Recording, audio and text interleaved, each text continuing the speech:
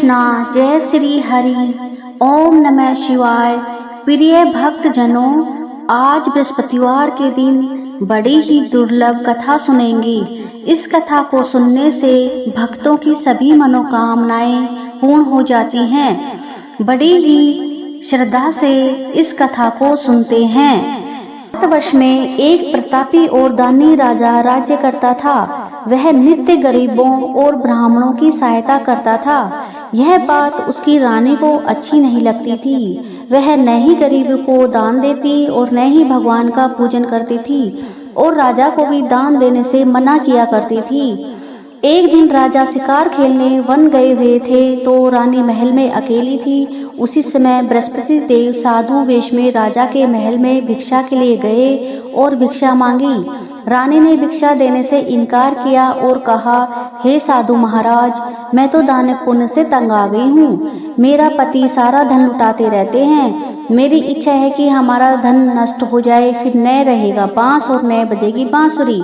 साधु ने कहा, देवी तुम तो बड़ी विचित्र हो। धन संतान तो सभी चाहते हैं, पुत्र और लक्ष्मी तो पापी के घर में भी होने चाहिए। यदि तुम्हारे पास अधिक धन है तो भूखों को भोजन दो, प्यासों के लिए प्याऊ बनवाओ, मुसाफिरों के लिए धर्मशालाएं खुलवाओ। जो निर्धन अपनी कुंवारी कन्याओं का विवाह नहीं करा सकते उनका विवाह करा दो। ऐसा और कई काम हैं जिनके करने से तुम्हारा यश लोक परलोक पे फैलेगा। परंतु रानी पर उपदेश का कोई प्रभाव न पड़ा। वह बोली, महाराज आप मुझे कुछ न समझाइए, मैं ऐसा धन नहीं चाहती जो हर जगह बांटती फिरूं। साधु ने उत्तर दिया, यदि तुम्हारी ऐसी इच्छा है तो तथास्तु। तुम ऐसा करना कि बृहस्पतिवार को घर लीपकर पीली मिट्टी से अपना सिर धोकर स्नान करना, भट्टी चढ़ाकर कपड़े धोना। ऐसे करने से आपका सारा धन नष्ट हो जाएगा। इतना कहकर वह साधु महाराज वहां से आलोक हो गए। साधु के अनुसार कई बातों को पूरा करते हुए रानी को 3 बृहस्पतिवार बीते थे कि उसकी समस्त धन संपत्ति नष्ट हो गई। भोजन के लिए राजा का परिवार तरसने लगा। एक दिन राजा ने रानी से बोला कि हे रानी, तुम यही रहो, मैं दूसरे देश को जाता हूँ क्योंकि यहाँ पर सभी लोग मुझे जानते हैं, इसलिए मैं कोई छोटा कार्य नहीं कर सकता। ऐसा कहकर राजा परदेश चला गया। वहाँ जंगल से लकड़ी काट कर लाता और शहर में बेचता। इस तरह वह अपना जीवन व्यतीत करने लगा। इधर राजा के परदेश जाते ही रानी और दासी तो दुखी रहने लगी। एक दिन जब रानी और दासी को 7 दिन तक बिना भोजन के रहना पड़ा तो रानी ने अपनी दासी से कहा, हे दासी, पास ही की नगर में मेरी बहन रहती है, वह बड़ी धनवान है, तू उसके पास जा और कुछ ले आ ताकि थोड़ा गुजर बसर हो जाए। दासी रानी की बहन के पास गई। उस दिन गुरुवार था और रानी की बहन उस समय बृहस्पतिवार व्रत की कथा सुन रही थी। दासी ने रानी की बहन को अपनी रानी का संदेश दिया, लेकिन रानी की बड़ी बहन ने कोई उत्तर नहीं दिया। जब दासी को रानी की बहन से कोई उत्तर नहीं मिला तो वह बहुत दुखी हुई और उसे क्रोध भी आया। दासी ने वापस आकर रानी को सारी बात बता दी। सुनकर रानी ने अपने भाग्य को कोसा। उधर रानी की बहन ने सोचा कि मेरी बहन की दासी आई थी परंतु मैं उसे नहीं बोली, इससे वह बहुत दुखी हुई होगी।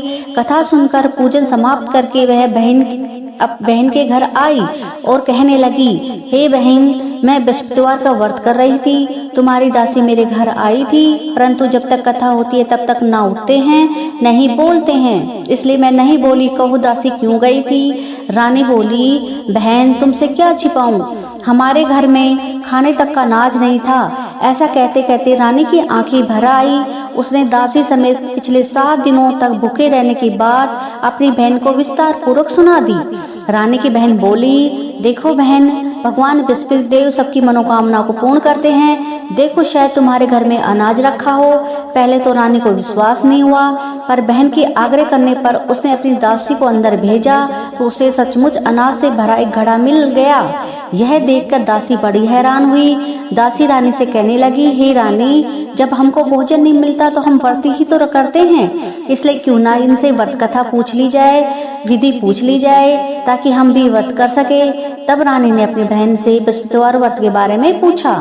उसकी बहन ने बताया, बृहस्पतिवार के व्रत में चने की दाल, मुनक्का से विष्णु भगवान का केले की जड़ में पूजन करें तथा दीपक जलाएं, व्रत कथा सुने और पीला भोजन ही करें। इससे बृहस्पति देव प्रसन्न होते हैं। व्रत और पूजन विधि बतलाकर रानी की बहन अपने घर को लौट गई। 7 दिन के बाद जब गुरुवार आया तो रानी और दासी ने व्रत रखा। गुड़साल में जाकर चना गुड़ लेकर आई। फिर उसने केले की जड़ तथा विष्णु भगवान का पूजन किया। अब पीला भोजन कहाँ से आए, इस बात को लेकर दोनों बहुत दुखी थी। चूंकि उन्होंने व्रत रखा था इसलिए बृहस्पति देव उनसे प्रसन्न थे। इसलिए वे एक साधारण व्यक्ति का रूप धारण कर 2 थालों में सुंदर पीला भोजन दासी और रानी को दे गए। भोजन पाकर दासी प्रसन्न हुई और फिर रानी के साथ मिलकर भोजन ग्रहण किया। इसके बाद वे सभी गुरुवार को व्रत और पूजन करने लगी। बृहस्पति भगवान की कृपा से उनके पास फिर से धन संपत्ति आ गई, परंतु रानी फिर से इस तरह आलस्य करने लगी। तब दासी बोली, देखो रानी, तुम पहले भी इस प्रकार आलस्य करती थी, तुम्हें धन रखने में कष्ट होता था, इस कारण सभी धन नष्ट हो गया, और अब जब भगवान बृहस्पति की कृपा से धन मिला है तो तुम फिर से आलस्य होता है। रानी को समझाते हुए दासी कहती है कि बड़ी मुसीबतों के बाद हमने धन पाया है, इसलिए हमें दान पुण्य करना चाहिए, भूखे मनुष्य को भोजन कराना चाहिए और धन को शुभ कार्यों में खर्च करना चाहिए, जिससे तुम्हारा कुल का यश बढ़ेगा, स्वर्ग की प्राप्ति होगी और पितृ प्रसन्न होंगे। दासी की बात मानकर रानी धन को शुभ कार्यों में खर्च करने लगी, जिससे पूरे नगर में उसका यश फैलने लगा। पेड़ के नीचे आसन जमा कर बैठ गए। वह अपनी दशा को याद करके व्याकुल होने लगा। बृहस्पतिवार का दिन था। एकाएक उसने देखा कि निर्जन वन में एक साधु प्रकट हुए। वह साधु वेश में स्वयं बृहस्पति देवता थे।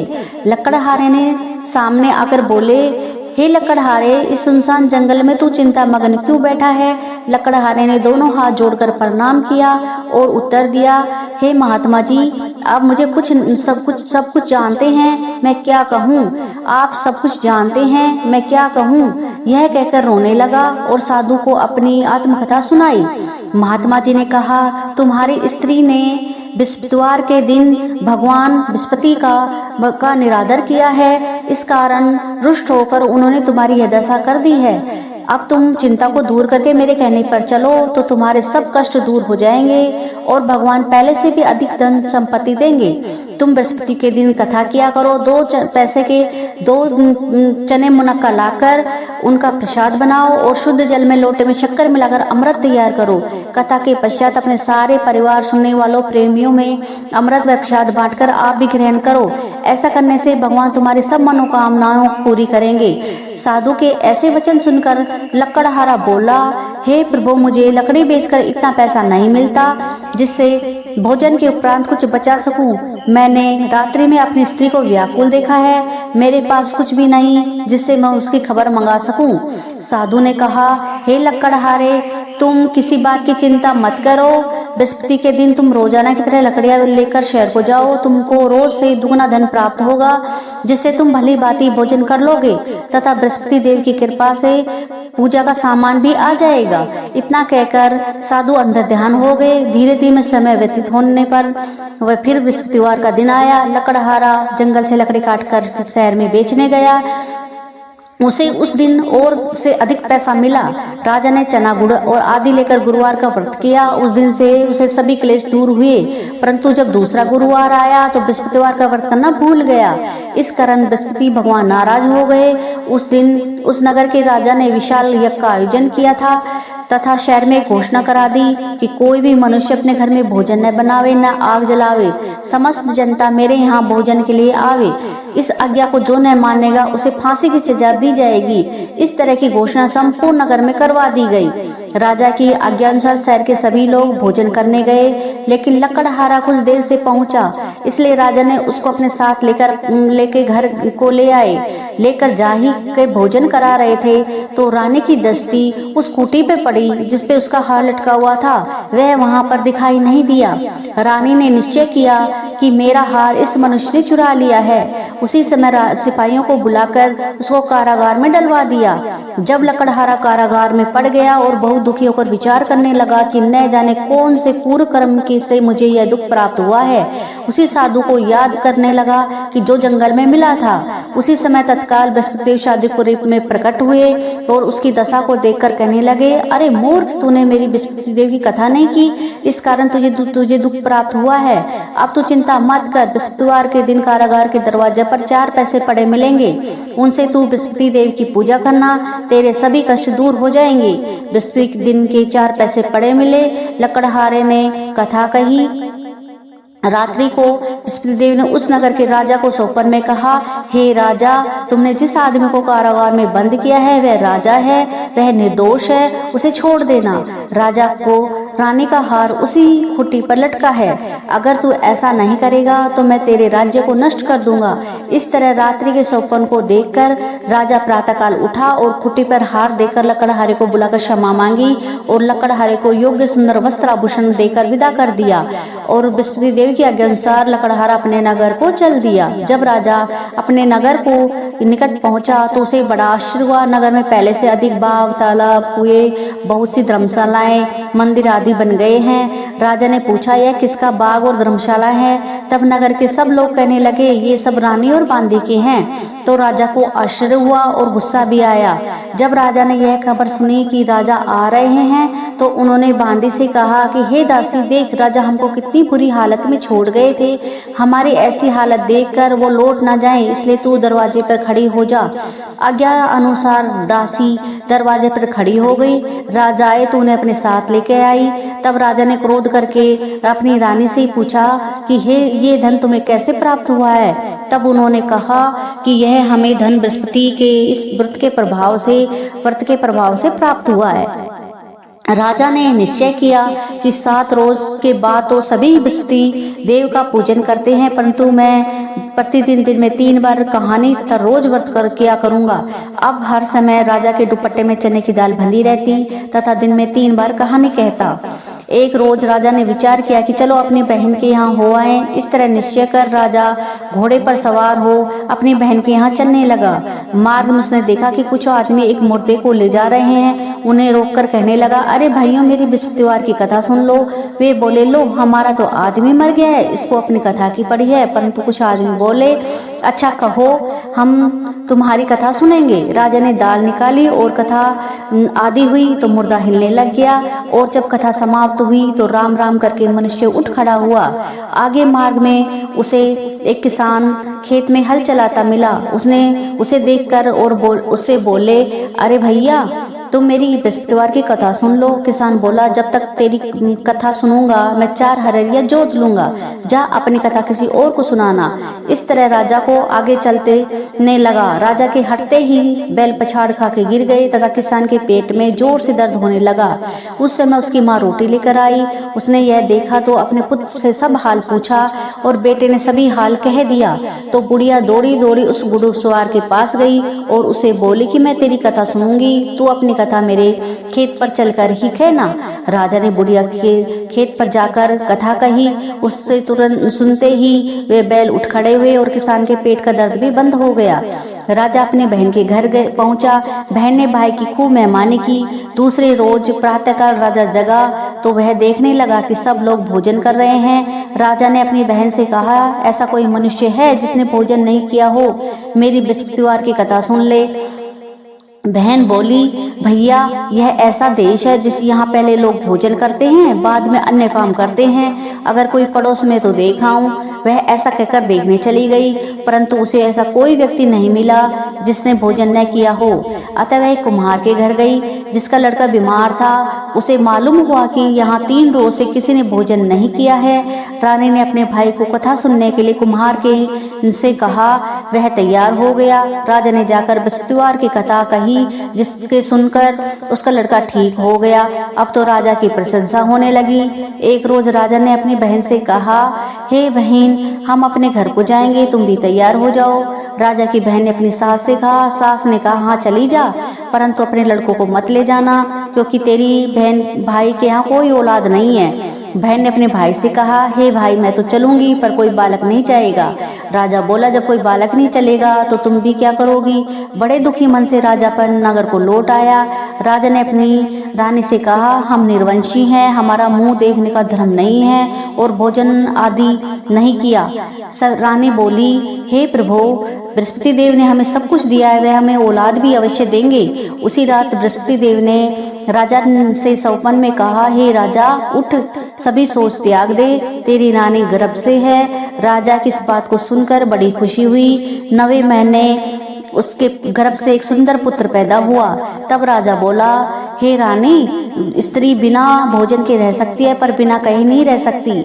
जब मेरी बहन आवे तो तुम उससे कुछ भी मत कहना। रानी ने सुनकर हाँ कर दिया। जब रानी की बहन ने यह शुभ समाचार सुना तो वह बहुत खुशी हुई, बधाई लेकर अपने भाई के यहाँ आई। तभी रानी ने कहा, घोड़ा चढ़कर तो नहीं आई, गधा चढ़कर आई। राजा की बहन बोली, भाभी मैं इस प्रकार न कहती तो तुम्हें औलाद कैसे मिलती। बृहस्पति देव ऐसे ही हैं, जैसे जिसके मन में कामनाएं हैं सभी को पूर्ण करते हैं। जो सद्भावना पूर्वक बृहस्पतिवार का व्रत करता है, कथा पढ़ता है अथवा सुनाता है, दूसरों को सुनाता है, बृहस्पति देव उसकी सभी मनोकामनाओं को पूर्ण करते हैं। भगवान बृहस्पति देव उसकी सदैव रक्षा करते हैं। संसार में जो मनुष्य सद्भावना से भगवान जी का पूजन व्रत सच्चे हृदय से करते हैं तो उसकी सभी मनोकामनाएं पूर्ण होती है। जैसी सच्ची भावना से रानी और राजा ने उनकी कथा का गुणगान किया तो सभी इच्छाएं बृहस्पति देव ने पूर्ण की थी। इसलिए पूर्ण कथा सुनने के बाद प्रसाद लेकर जाना चाहिए। हृदय से उसका मनन करते हुए जयकारा बोलना चाहिए। बोलो बृहस्पति देव की जय, बोलो भगवान विष्णु की जय। बृहस्पति देव की दूसरी कथा। प्राचीन काल में एक ब्राह्मण रहता था। वह बहुत निर्धन था, उसकी कोई संतान नहीं थी। उसकी स्त्री बड़ी मलिनता के साथ रहती थी। वह न स्नान करती न किसी देवता का पूजन करती थी। इससे ब्राह्मण बड़े दुखी थे।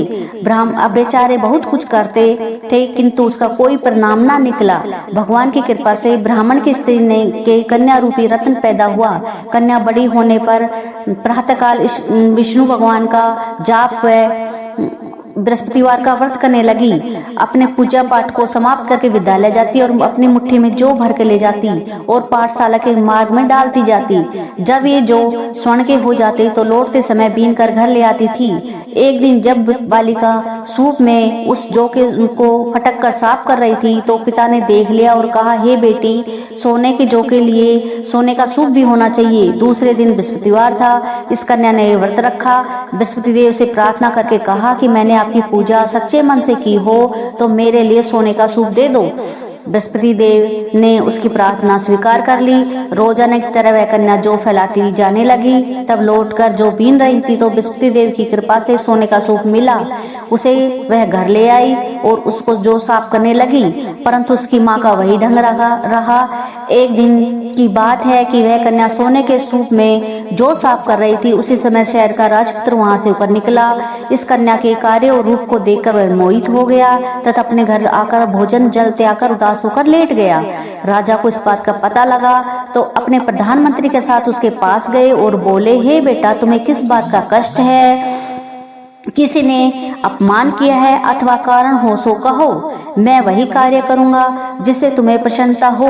अपने पिता की राजकुमार ने बात सुनी तो वह बोला, मुझे आपकी कृपा से किसी बात का दुख नहीं है। मैं किसी ने मेरा अपमान नहीं किया है, परंतु मैं उस लड़की से विवाह करना चाहता हूँ जो सोने के सूप में जौ साफ कर रही थी। यह सुनकर राजा आश्चर्य में पड़ गया। वह बोला, हे बेटा, इस तरह की कन्या का पता तुम ही लगाओ, मैं उसके साथ तेरा विवाह अवश्य ही करवा दूंगा। राजकुमार ने उस लड़की के घर का पता बताया। तब मंत्री लड़की के घर गए और ब्राह्मण को देवता को सभी हाल बताया। ब्राह्मण राजकुमार के साथ अपनी कन्या का विवाह करने के लिए तैयार हो गया तथा विधि विधान के साथ ब्राह्मण की कन्या का विवाह राजकुमार के साथ हो गया। कन्या के घर से जाते ही पहले की भांति उस ब्राह्मण के घर में गरीबी का निवास हो गया। अब भोजन के लिए भी अन्न बड़ी मुश्किल से मिलता था। एक दिन दुखी होकर ब्राह्मण अपनी पुत्री के पास गए। बेटी ने पिता की दुखी अवस्था को देखकर अपनी माँ का हाल पूछा। तब ब्राह्मण ने सभी हाल कहा। कन्या ने बहुत सा धन देकर अपने पिता को विदा कर दिया। इस तरह ब्राह्मण का कुछ समय सुखपूर्वक व्यतीत हुआ।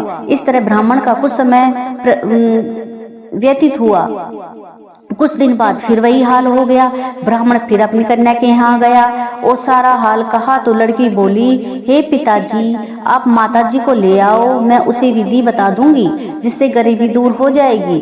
वह ब्राह्मण अपनी स्त्री को लेकर वहां पहुंचे तो अपनी माँ को समझाने लगी, हे माँ, तुम प्रातः काल प्रथम स्नादि करके विष्णु भगवान का पूजन करो तो सब दरिद्रता दूर हो जाएगी। परंतु उसकी माँ ने एक भी बात नहीं मानी और प्रातःकाल उठकर अपनी पुत्री के बच्चों की जूठन को खा लिया। उससे उसकी पुत्री को बहुत गुस्सा आया और एक रात को कोठरी से सभी सामान निकाल दिया और अपनी माँ को उसमें बंद कर दिया।